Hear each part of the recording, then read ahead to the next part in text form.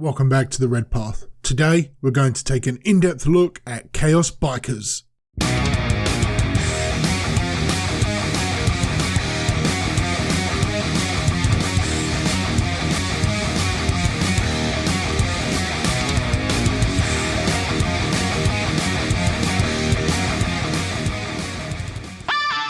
Bikers have been used by the Astartes since their formation, with many legions employing them to various degrees. Whilst particularly favoured by the White Scars and Dark Angel's Ravenwing, many traitor legions found great utility in the speed and mobility of mounted cavalry-like units to hunt down fleeing enemies. Whilst Chaos Bikers are not a cult unto themselves like the Raptors or Obliterators, they have earned a reputation as a particularly brutal and unforgiving arm of the heretic forces. Millennia of fighting their particular way as raiders and harriers to enemy lines, as hunters riding down routing foes, as independent scouts painting enemy assets for an assault, Bikers have developed a ferocious and merciless methodology, as have their mounts. The machine spirits have themselves become ensorcelled by the corruption of the warp, mutating and becoming beast-like in their appearance. Beyond the typical armament of mounted bolters, Chaos Bikes are also festooned in spikes and horns with scything appendages that will gut and eviscerate even armoured foes that make the mistake of being merely too close to a speeding bike. Whilst the Chaos Bikers generally shared a similar stat line to its loyalist cousin, due to different unit options available to sub-factions as well as abilities and stratagems, some armies tend to favour bikes more so than others. Bikes have always felt like a very World Eaters unit to me, and I've fielded them several times with great enjoyment.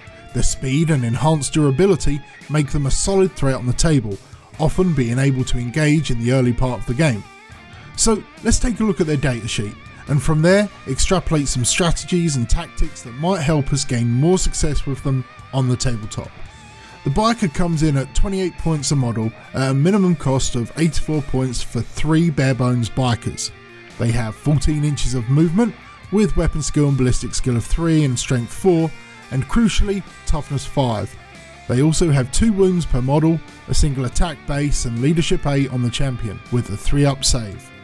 Each bike is equipped with a combi bolter, and each rider can take a chainsword or bolt pistol, with the champion taking a combi weapon or side weapon, and up to 2 riders taking a special weapon as well, and a squad can contain up to 9 bikes. In addition to Death to the False Emperor, they also gain an auto 6-inch advance if they choose to do so, giving them 20 inches of movement range if necessary. First off, let's compare bikes to a couple of units to see where they stand, and let's start with the humble Chaos Space Marine. A squad of 6 Marines costs 84 points, the same as 3 bikers, but only has 6 inches of movement. Also, they have 1 less toughness at T4, and the same wounds as 3 bikes. The Marines can take 2 special weapons including the champion between them. If we purchase no special weapons, Marines can get 12 bolter shots if they remain stationary or get within half range. The bikers can move up to 14 inches and get 12 bolter shots. Chaos Space Marines do gain OBSEC, which is incredibly useful, but it's generally not going to be the role you intend bikers for. Point for point, bikers are just better, especially as World Eaters have access to one of the best OBSEC units in the game. Next, let's compare them to a squad of Outriders, a very strong Primaris unit available to Loyalists. Clocking in at 150 points for 3 models, the Outrider has identical stats to a Chaos Biker, except each model has 4 wounds and an additional base attack. In addition, they do gain 2 attacks per model if they charge that turn. To fairly balance this as best as possible, we'll take a squad of 5 Chaos Bikes and give them all Astartes chainswords, totaling 140 points, about 6 or 7% cheaper than the Outriders.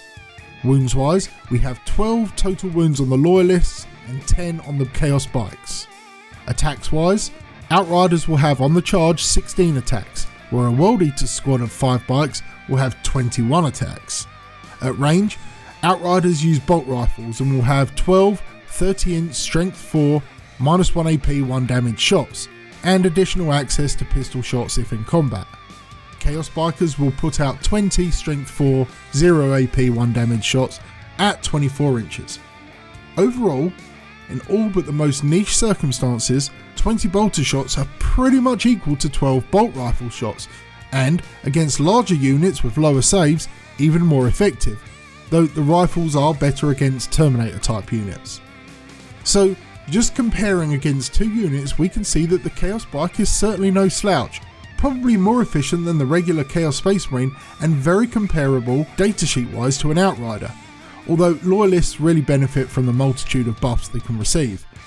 Tactically, there are really two builds in my opinion to consider in the current meta: a small 3-bike unit equipped with Melter, and, here's my hot take, 2 large blobs of 9 chainsword wielding bikes. Let me explain.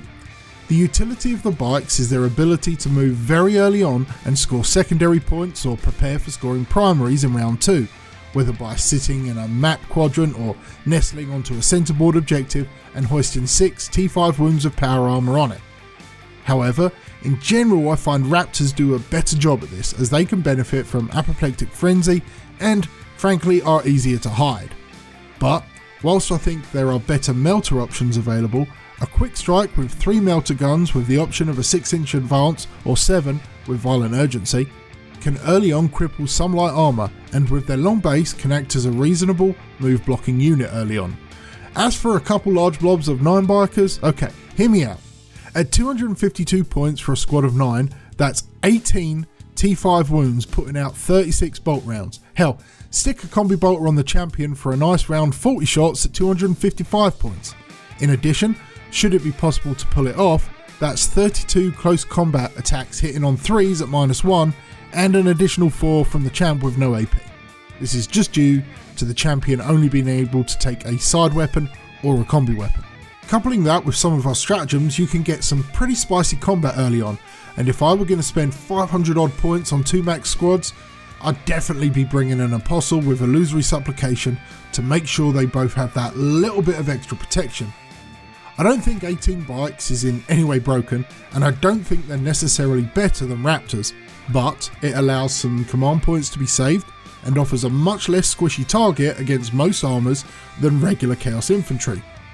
As for what I'd like to see in 9th edition, well, I can almost guarantee we'll see 3 wound bikes and an increase of 2 points per model to match the Loyalist variant, which will make them much more efficient and at that point arguably better than Outriders for their cost. It all depends on Legion traits, stratagems, abilities and the like. At the moment, I think 2 9-bike blobs centered around an Illusory Apostle and Calm popping vets on one of them makes a really nice chaff clearing wave early on that your opponent absolutely has to dedicate firepower against. They cannot allow 18 combat savvy mobile bikers roaming around the board, and due to their split wounds and decent save and toughness, it will take a reasonable amount of firepower to bring them down, whilst meting out some serious damage by themselves. Woe betide an enemy who allows them to make combat. The ability to shut down movement alone would be worth it. Hopefully whatever buffs we get for World Eaters will factor in bikers. I'd definitely like to see them get the ability to advance and charge if no other unit does for World Eaters. Berserkers on bikes are the epitome of being hungry for the fight and should reap the benefits thereof. Alright, let me know in the comments your thoughts on Chaos Bikers and what you'd like to see for them this edition. If you've enjoyed this video, please consider subscribing and hitting that thumbs up. If you didn't, well, hit the thumbs down. Either way, stay healthy, stay safe, and kill main burn.